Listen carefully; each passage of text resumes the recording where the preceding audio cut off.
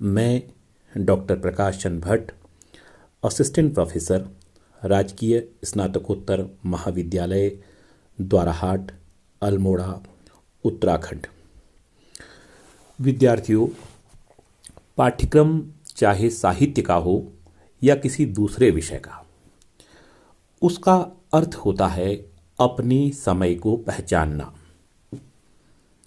अपने समकाल को पहचानना, अपने समय के आगे खड़े सवालों से हम कैसे टकराएं, इन सवालों का कैसे उत्तर पाएं और कैसे एक सुगठित, स्वच्छ, सुंदर समाज बना पाएं, यही पाठ्यक्रम का उद्देश्य होता है। चाहे वह पाठ्यक्रम कला संकाय का हो, वाणिज्य का हो या फिर विज्ञान या फिर अन्य किसी संकाय का।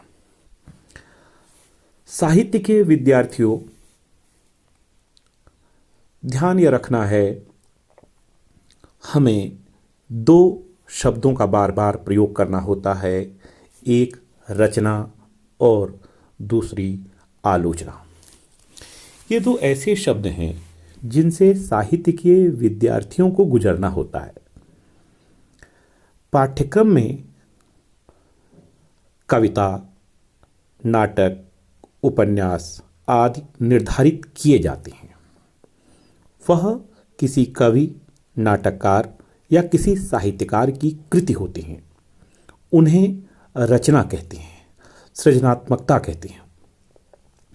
हमें पाठ्यक्रम में रचना और रचनाकार उपलब्ध कराए जाते हैं ताकि हम उन रचना और रचनाकारों को पढ़ते हुए अपने समय को व्याख्यायित कर सकें।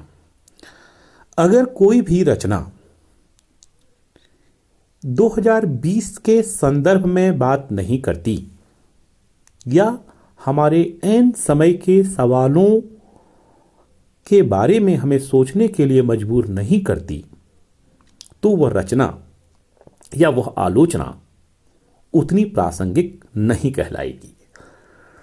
तो रचना का अर्थ है सृजनात्मकता, कवि द्वारा रची गई कविता जो उसकी मौलिक कृति है। यह हमें पाठ्यक्रम में उपलब्ध होती है। जैसे आपके छायावादोत्तर हिंदी कविता का पाठ्यक्रम है, इसमें 8 कवि विश्वविद्यालय द्वारा विद्यार्थियों और अध्यापक साथियों के पढ़ने के लिए तय किए गए हैं। इन 8 कवियों की 15 कविताएं हैं। तो इस तरह हम कह सकते हैं हमें 8 रचनाकारों को और उनकी 15 रचनाओं को, सृजनात्मकता को पढ़ना है, रचनात्मक साहित्य को पढ़ना है। हमारा काम, अध्यापक का काम और विद्यार्थी का काम आलोचना करना है। अब यह आलोचना क्या होती है, इसे जानना बेहद जरूरी है। आलोचना को अंग्रेजी में क्रिटिसिज्म कहते हैं। आलोचना का अर्थ बुराई करना नहीं होता। जब हम साहित्य में एक पारिभाषिक शब्द में आलोचना शब्द का अर्थ करते हैं, वहाँ इसका अर्थ होता है अपने समय का मूल्यांकन करना, अपने इतिहास का मूल्यांकन करना, यह देखना कौन सी दिशा और कौन सा रास्ता हमें सामाजिकता की ओर, मनुष्यता की ओर, उन्नत संस्कृति की ओर, विकास की ओर ले जाएगा।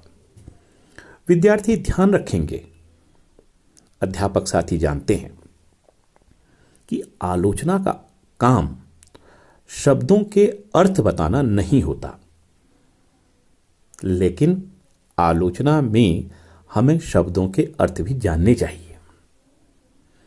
आलोचना का काम रचना को खोलना, उसकी गांठों को खोलकर बतलाना। जैसे कोई रस्सी बुनी हुई है, उसे अलग अलग करना ताकि उस रस्सी की, उस रचना की पूरी बुनावट समझ में आ सके। आलोचना का काम, जैसे कि मैंने बताया, केवल शब्दों का अर्थ करना नहीं है, या ये कह सकते हैं कि शब्दों का अर्थ करना उसका प्राथमिक काम है, प्राथमिक स्तर का काम है। आलोचना का काम व्याख्या करते हुए समकाल का मूल्यांकन करना है, अपने समकाल की पहचान करना है, ताकि हम अपने वर्तमान और भविष्य को अधिक सशक्त बना सकें।